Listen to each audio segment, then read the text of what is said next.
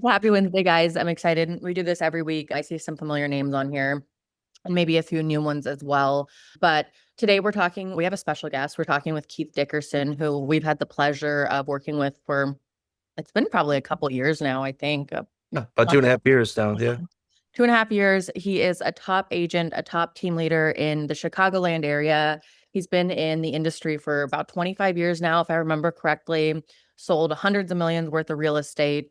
And he's been utilizing our appointments, getting more business. And we love working with Keith. So he's here today. He's going to share a little bit about what he's doing to convert these appointments, what he's doing differently, and just some of his processes and sales tactics. So if you guys have questions, there should be a Q&A chat enabled. Feel free to put them in there. But without further ado, let me introduce you to Keith Dickerson. Hey, everybody.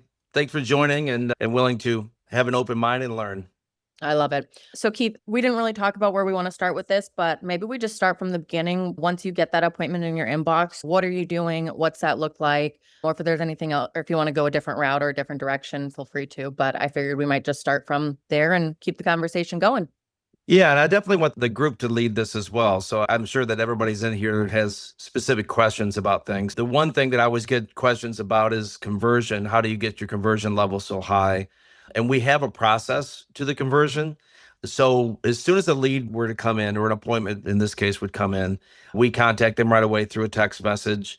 We always send out a text message and then a video.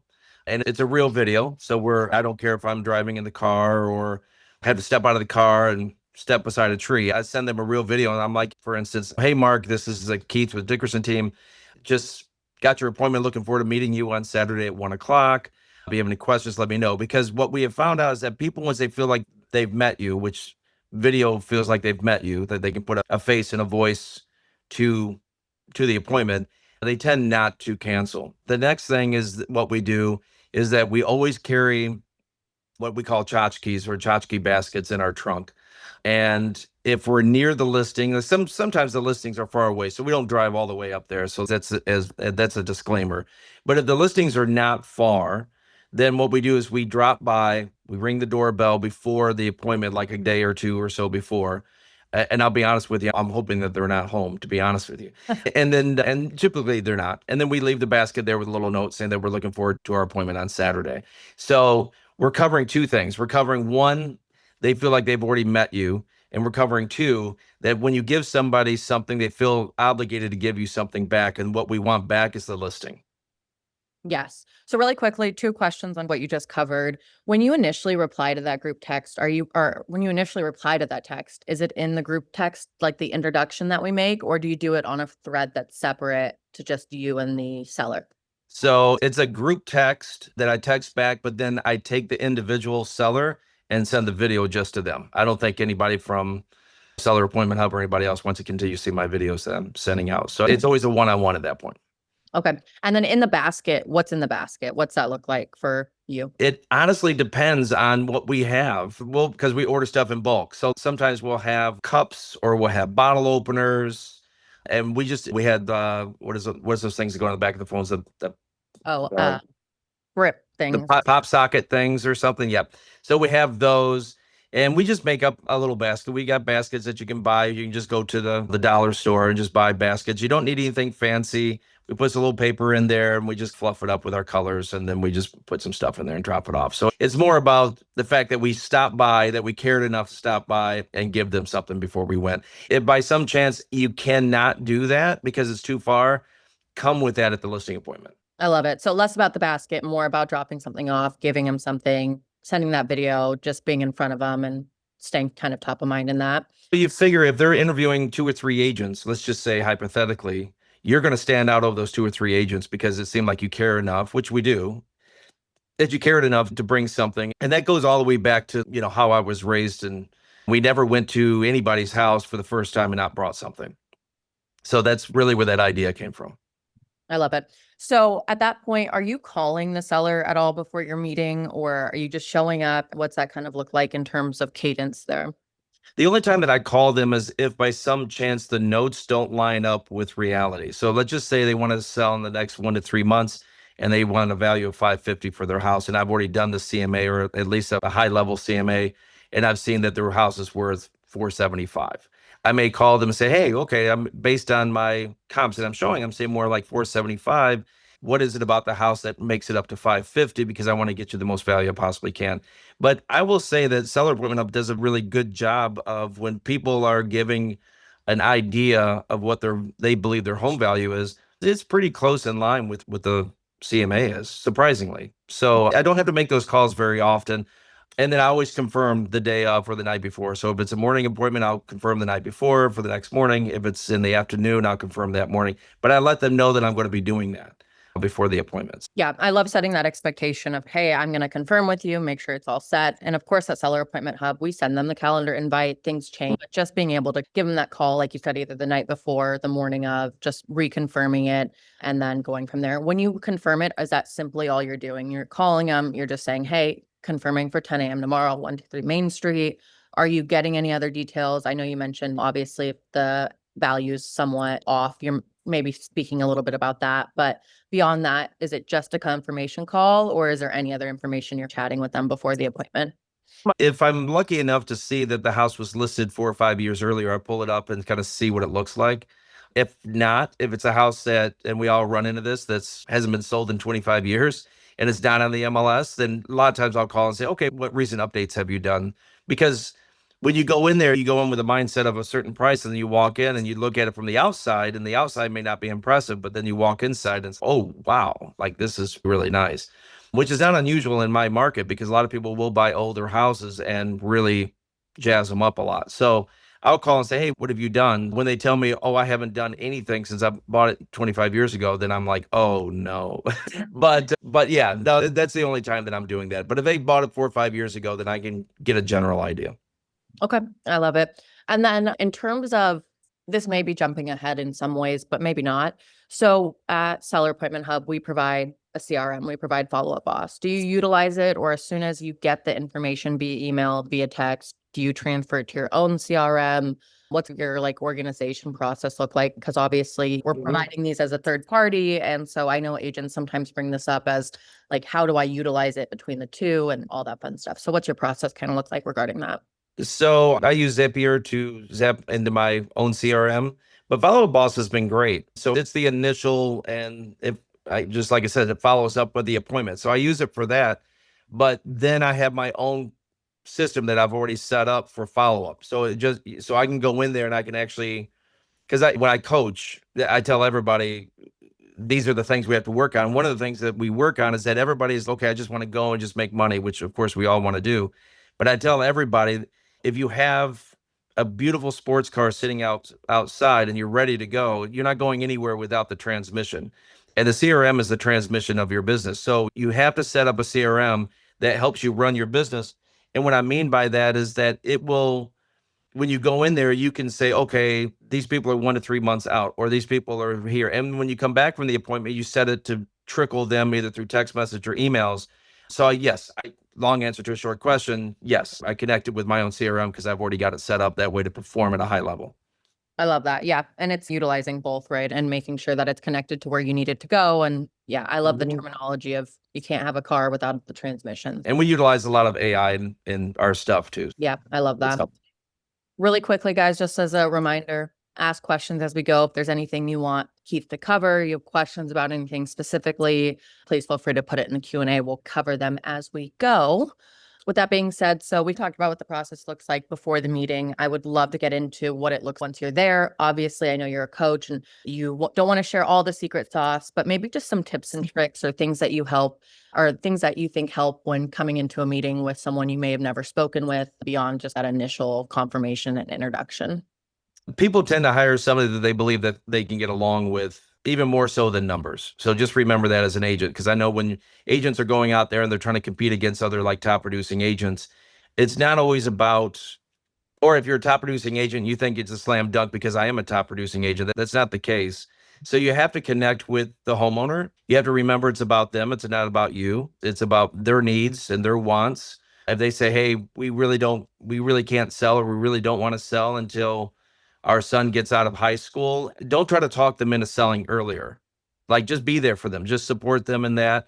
Find a commonality. So when I go into a house, I'm a big Cubs fan here in Chicago. So if I Cubs memorabilia, or I'll see even like Packers, and of course I'm not a Packers fan, but if I see Packers, I may make like a little joke or something. But it just connected, like, oh, you like football, and then we start talking about us as people, and then it just diffuses the fact that, oh, you're a realtor, you're looking for commission, and you're just one of those people. I'm literally just there to help. If you just keep going in with the mindset that you're there to help and provide a service, you're going to be successful. If you go in there and say, oh my gosh, I got to have this one because my car payment's due, you're probably going to push yourself. It's going to resonate with the seller. Absolutely. Do you find that you're typically closing these listing or these sellers on the first meeting? Is it generally, are you walking in, it's a one meeting close? Is it more of a long term where then you, like you said, plug them into your CRM, you have that those nurturing campaigns, or what are you generally finding? Or is it all case by case, seller by seller? Yeah, I never take a contract with me when I go out there. And I know some agents going to be like, that's insane. But it diffuses the seller when they say, I'm not ready to sign right now. So that's okay. I don't even have a contract.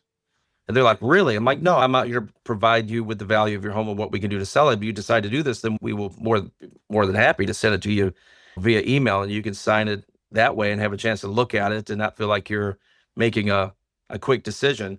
But to answer your question, no, we're typically, if they're 60 days out, we're typically closing them right then. As soon as I get back, I'm sending that, or I have my assistant send it over while I'm in the car. And they're like, how in the world did he get this over to us so quickly? But so I'll do that. But a little further out, it just depends. It depends on their situation. If they're looking to do some remodeling in their house beforehand, painting and carpeting and all this, and they seem overwhelmed, we have a service as a team that provides that, almost like a general contractor that comes in, looks at everything, and will oversee the entire project and get it done for them. But in order to have that general contractor who I pay, they need to sign a listing agreement. And I think that's I think it's a really good example of different sales strategies for different agents. And that's why we bring agents on like Keith himself, like Kevin, who has done a webinar saying he always brings a contract and assumes the listing. And then we have Keith who says, I never bring the contract. We send it in the car. And so it's a variety of what works best for you as an agent, your sales tactics, and really just coming in, providing the value, and then doing what works best. And so that's the nice thing about the program as well, is that it gives you the liberty to do that, right? You're not under a brokerage that is requiring you anything. You Right. go in, do what you're best at, follow your protocol, and you're just getting opportunities with sellers. Yeah, I jokingly say, like in Chicago, everybody's super friendly. We're Midwest people, but we're not very trusting. That adds, for what I've found in 26 plus years, is that it adds a level of comfort to them that, oh, he didn't come in here thinking, oh, we're going to sign right now. You're crazy. I got to talk to my wife first. I'm like, I'm not crazy. I didn't come in with a contract. Go ahead and talk to your wife. You make the best decision that's best for you. What I found is that we were getting more listings because they will actually say we couldn't even get an agent out of the house without signing, and it really turned us off. Yeah. And because she wanted it signed right then, and you were just like, hey, whenever you're ready. And so it works for me. It may not work for everybody, but I think where I live and my personality, which is a very laid back, informative information type of thing, and relationship building, is just that's just my style. Yeah. And it's about knowing your market and your audience and what people are going to be receptive to. Now, you mentioned something. So if there isn't, let's say there's a husband and wife, they both own it. If there's one of the decision makers that won't be at the meeting, are you still taking the appointment, or are you rescheduling it to make sure you're in front of both of the decision makers? I try not to, but sometimes it can't be helped, depending on what he or she does for a living. Sometimes they have alternate schedules. So it depends. Very rarely will I take without both people being there. Even if the other person is at work, I'm like, can I present this, put you on Zoom and have your wife here, or vice versa? So you can just, if nothing else, you can just listen in on it. Yeah. Little technology when we need it. Exactly. That seems to work. But I don't go out on very many appointments without both decision makers being there. Okay, so we had a agent email a question before our webinar, so it's a little bit of switching gears. But before we do that, is there anything you want to add in the appointment side? They wanted to know a little bit more about just like the difference between, somebody had recently signed up for our verified seller leads, and they want to know the different, like what you're doing differently between the appointments versus the verified seller leads. So before we switch gears, anything else you want to add or say regarding appointments, what you do differently, what you're seeing, all the fun stuff? think, I think agents that may see this or agents that are on right now that are having trouble with conversion, and we've talked about this, about having a 6 week course, which is it's not going to be very much for people to join that because they get a discounted service through Seller Appointment Hub.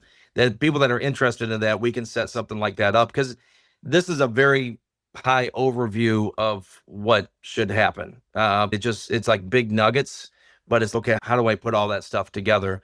So for those that may be interested in that, please contact Seller Appointment Hub and we can set something up with a 6 week course and we'll figure out an amount for it, but it wouldn't be very much. But so the differences between the two types of appointments that are coming in from Seller Appointment Hub? Yeah, really quickly before we get into that, I just want to say on the 6 week course, I think we talked about it maybe being just like a weekly meeting similar to what we're doing now, maybe more engagement, like more of a meeting style where if you have questions and things like that, Keith will cover them as he goes. So we'll send out an email. We will send out an email regarding that. And then if you're interested, contact us. We'll get you all settled and then we'll have a start date for you here soon. So Yeah, essentially just going to be group coaching, no more than 20 people per group. yeah. Yes. So intimate, really just problem solving with you and what you're seeing and how Keith can help you get better at what you're already doing. Yep. And they'll get notes afterwards and direction. And of course, during those 6 weeks, they can call me anytime on things. I love that. Okay. So switching gears a little bit, we have about 10 minutes left. We may not take the whole 10 minutes, but so we recently rolled out verified seller appointments. It's a little different. It's not quite the same as the appointments because they're not appointments. They're more inquiry or leads, if you will, which is a huge distinction between like an appointments and leads. So with the verified seller leads, I know you're somewhat new to that kind of side of things as well, but I did have an agent curious. What are you doing differently in terms of when you get an appointment versus a verified seller lead? Is there anything you're doing differently? And what's the experience been like for you? Yeah, it is way different because you now are back into the inside sales associate position to where you're actually calling the lead and trying to verify everything. It's good. I think some people are just curious. I do get a lot of that, but so you're spending a little bit more time on it. And I can't stress this enough, and I keep going back to it because I just truly believe in it, is that especially on leads like this, your CRM is crucial. If you don't have a good CRM that's going to follow up with them, like our CRM will text them once in a while through AI and ask a question, or are you still thinking about this, or whatever, blah, blah, blah. And when they answer and it triggers a response that's positive for us to reach out to them, then we reach out to them. But the initial lead that comes through, I call them. I'll text them and then I'll call them. And they do close. I just recently started on it. They do close. I just closed one yesterday. But it is a little bit more work. It's a little bit more follow up. It's being very, I guess, yeah, very precise in what you're doing. And again, put it in the transmission, let the transmission drive it because those people did say they wanted to sell for a reason. They all said yes. They wanted to talk to a broker. They all thought about selling. They may not be thinking about selling it right now, but if you're going to stay in front of them, I think the proof in this is going to be a year later to really see how well this does. But right now, just closing a couple of them is more than paid more than paid for a year. It already has a really good ROI on it, but I'm curious to see where it's going to be in 12 months. Yeah, definitely. And I think the thing that you said there that really stood out was they took the time to fill out, I guess, questionnaire, if you will, took the time to check the box that I want to be contacted by a broker. So there is some interest there. It's just getting them on the phone and getting them there, which this might be a good program for agents with a team or they have a little bit more time to prospect. And so the difference is really an appointment being delivered in your inbox versus maybe taking the time to have to make the 2 or 3 calls and plugging them into your CRM. And that's really where the importance of having some of that automation is built in comes in as well. And I think that's something that Keith will also maybe cover in his coaching. So it'll be very thorough in terms of like from start to finish and what that really looks like. It's a really great training tool. So if you have a team, and I don't know if people can start raising their hands who have a team in here, but it's a really great training tool for them if you're trying to get agents into listing houses. You start them small with something like this. I never threw agents into listings without having a certain dollar volume of production. So this allows them to start learning how to nurture, put in the CRM, follow up, and just be very purposeful. That's the word I was looking for earlier. Very purposeful in their day. And it feeds them with a backlog of people that are thinking about selling. And it helps them become better agents for you and your team. Yes, 100%. All right, guys, if we don't have any more questions, I think we'll wrap up. Keith, any additional thoughts you want to add or touch on before we wrap it up here? No, if we're talking about two things. One, if you're having problems converting, then we probably need to talk further because you're putting a lot of money into something, but you're not putting money into the knowledge of how to convert. And it's going to cost you way more money than a $300 6-week course than it is for you to just keep dumping money after leads. And it's not just Seller Appointment Hub, it's different ones that you're going to throw money at. So get trained up first. I've always had coaches my entire career. I would not be where I'm at today if it wasn't for coaches. And then I just trickle that down of everything I've learned in my experience. But if you are doing really well on conversion, just figure out how you can utilize this tool that after you close on them to make them a referral network for you. Because that's really important. Remember, it's not just one deal, it's the multiple deals that you're going to have after them. And if you don't set up something that's creating a referral system afterwards, then you're paying not a lot of money, but you're paying money for one deal when you should be paying money for multiple deals from them for a lifetime of your career. So just remember that as well. You're not just paying for one deal. You should have a system in place that's creating multiple deals from that one deal. Yep, absolutely. It all compounds on each other. It And does. as Keith said, if you're not converting, let's talk. Let's figure out you should invest in the skill and the coaching it takes to learn to convert. I just got a text from Kevin. We got another agent that just closed a deal today with one of our appointments. There's agents that are having great success. And so we're not saying it's you. We're just saying that sometimes you need the tools in the toolbox to be able to do it. So Oh, yeah, for sure. yeah. So reach out to us. Let us know how we can help. We're going to send out this recording as well as a little like inquiry form. So if you're interested in talking more, signing up for a 6-week program, doing one-on-one coaching, let us know. We'll get you connected with Keith and get you more success with Seller Appointment Hub and verified seller leads. So thanks so much for your time, Keith. I appreciate you taking the 30 minutes out of your day. We know you're busy. Yeah, no, thanks, guys. I appreciate the time that you're giving to me as well. And I'm happy to help in any way I can. I appreciate it. I hope everyone has a great day. Keep an eye out for that follow-up email. And Keith, we'll talk to you soon. Thanks, guys. Bye, everyone.